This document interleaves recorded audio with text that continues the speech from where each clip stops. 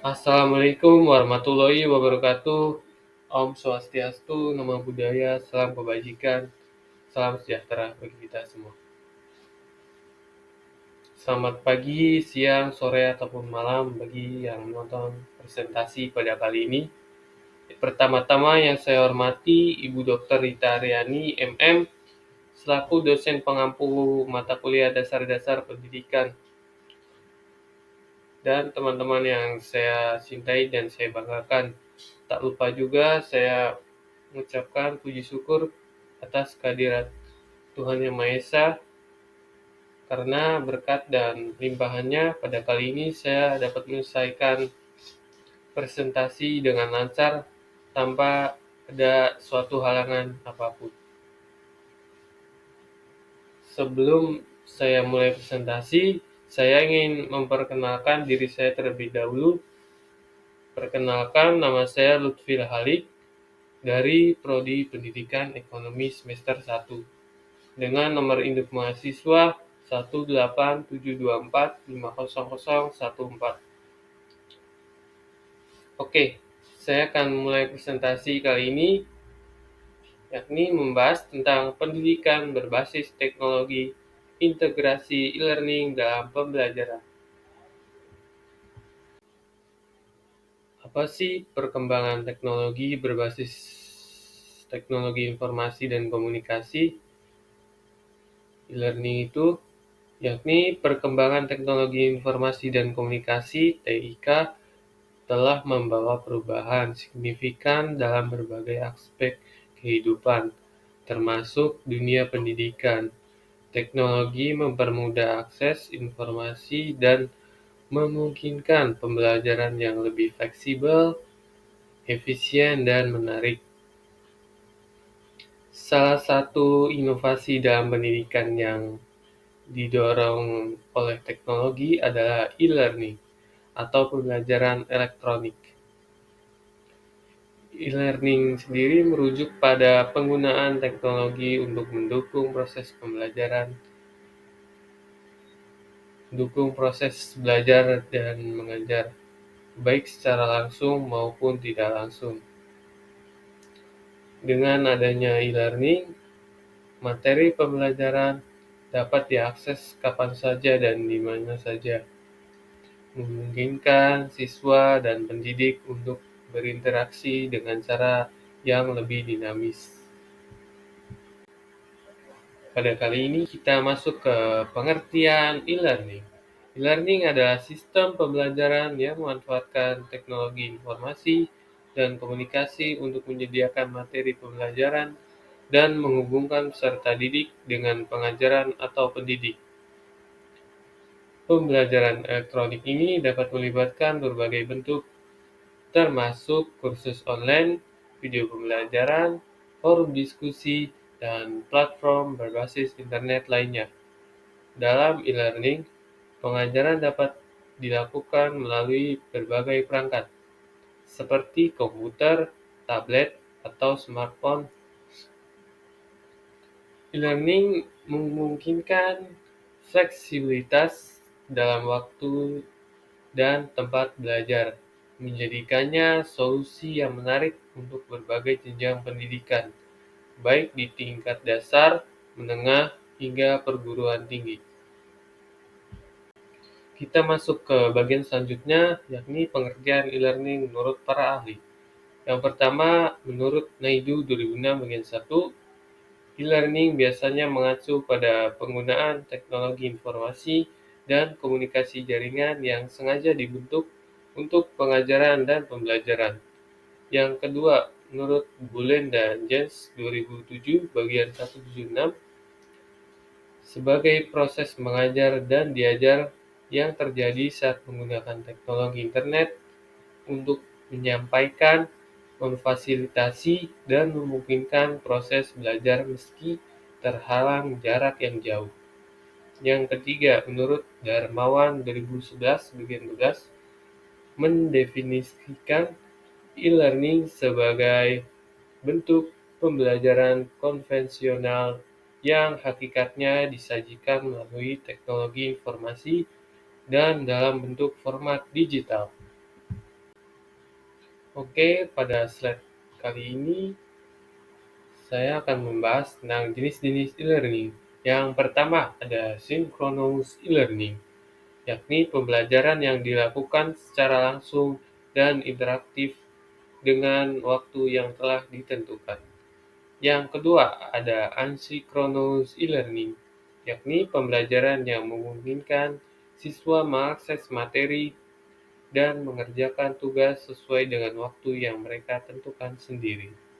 Yang ketiga, ada blended learning, kombinasi antara pembelajaran tatap muka dan pembelajaran berbasis teknologi. Oke, slide selanjutnya. Pada kali ini saya akan membahas tentang manfaat e-learning dalam pembelajaran. Yang pertama ada fleksibilitas. Ini peserta didik dapat mengakses materi pembelajaran kapan saja dan di mana saja sesuai dengan waktu dan tempat yang mereka pilih. Yang kedua, ada akses ke materi yang lebih luas. Dengan e-learning, siswa dapat mengakses berbagai materi pembelajaran dari berbagai sumber, baik dalam bentuk teks, video, maupun audio.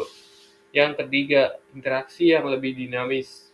Melalui fitur diskusi, forum, dan platform interaktif lainnya, e-learning memungkinkan siswa untuk berinteraksi dengan pengajar dan sesama peserta didik secara lebih mudah dan terstruktur.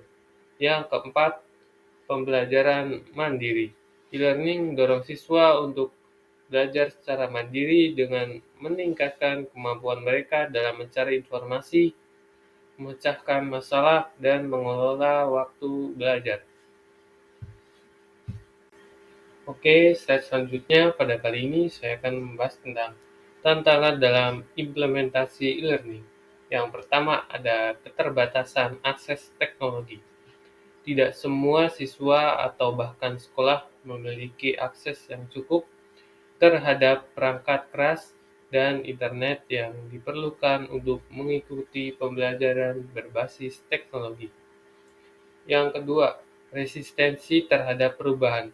Pengajar dan siswa yang terbiasa dengan metode pembelajaran tradisional mungkin enggan beralih ke e-learning karena kurangnya pemahaman atau ketakutan terhadap teknologi. Yang ketiga, ada kualitas konten pembelajaran. Tidak semua materi yang disampaikan melalui e-learning memiliki kualitas yang baik dan sesuai dengan standar pendidikan yang diinginkan. Yang keempat, ada keterampilan digital yang terbatas. Beberapa siswa dan pengajar mungkin belum memiliki keterampilan digital yang memadai untuk memanfaatkan teknologi dengan optimal yang dapat menghambat proses pembelajaran. Oke, next slide selanjutnya. Pada kali ini saya akan membahas tentang solusi untuk mengatasi tantangan e-learning. Yang pertama ada peningkatan infrastruktur teknologi, yakni menyediakan perangkat dan koneksi internet yang memadai bagi semua peserta didik, baik di sekolah maupun di rumah. Yang kedua, ada pelatihan dan peningkatan keterampilan digital, yakni memberikan pelatihan kepada pengajar dan siswa agar mereka dapat memanfaatkan teknologi dengan efektif dalam proses pembelajaran. Yang ketiga, ada kurikulum dan konten berkualitas, yakni mengembangkan kurikulum dan materi pembelajaran yang sesuai dengan kebutuhan siswa dan dapat diakses dengan mudah melalui platform e-learning. Oke, yang keempat, yakni pendampingan dan dukungan. Memberikan dukungan teknis dan psikologis kepada pengajar dan peserta didik dalam menghadapi transisi menuju sistem pembelajaran berbasis teknologi. Oke, next slide selanjutnya. Pada kali ini saya akan membahas tentang contoh penerapan e-learning di Indonesia. Beberapa perguruan tinggi dan lembaga pendidikan di Indonesia telah mengintegrasikan e-learning dalam sistem pembelajaran mereka. Misalnya, universitas terbuka yang telah lama menggunakan e-learning sebagai bagian dari metode pembelajaran jarak jauh, serta sekolah-sekolah yang memanfaatkan platform seperti Google Classroom dan Moodle untuk mendukung kegiatan belajar mengajar di masa pandemi COVID-19. Oke, next slide selanjutnya, yakni kesimpulan dari materi yang saya bahas dari awal sampai akhir. Kesimpulannya, penerapan e-learning dalam pendidikan memberikan berbagai manfaat, termasuk fleksibilitas, akses lebih luas terhadap materi pembelajaran, dan kemampuan untuk belajar secara mandiri. Namun, tantangan dalam akses teknologi, keterampilan digital, dan resistensi terhadap perubahan perlu diatasi untuk memaksimalkan potensi e-learning. Dengan langkah-langkah yang tepat, e-learning dapat menjadi solusi yang efektif untuk meningkatkan kualitas pendidikan di Indonesia dan di seluruh dunia. Oke, tak terasa kita sudah ada di penghujung pada presentasi kali ini. Semoga pada presentasi saya kali ini dapat bermanfaat bagi kita semua dan pembelajaran bagi kita semua. Dan juga presentasi dari saya semoga dapat memenuhi kriteria dalam penilaian ujian akhir semester 1 pada mata kuliah dasar-dasar pendidikan.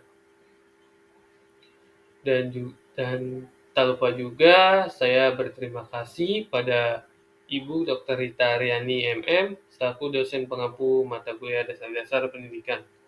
Semoga pada presentasi saya kali ini dapat memenuhi kriteria dalam penilaian ujian akhir semester pada mata kuliah Ibu.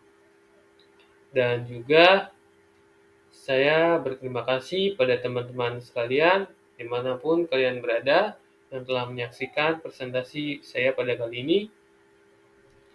Apabila ada salah-salah kata yang kurang mengenakan, mohon dimaafkan. Cukup sekian presentasi dari saya. Wassalamualaikum warahmatullahi wabarakatuh. Terima kasih.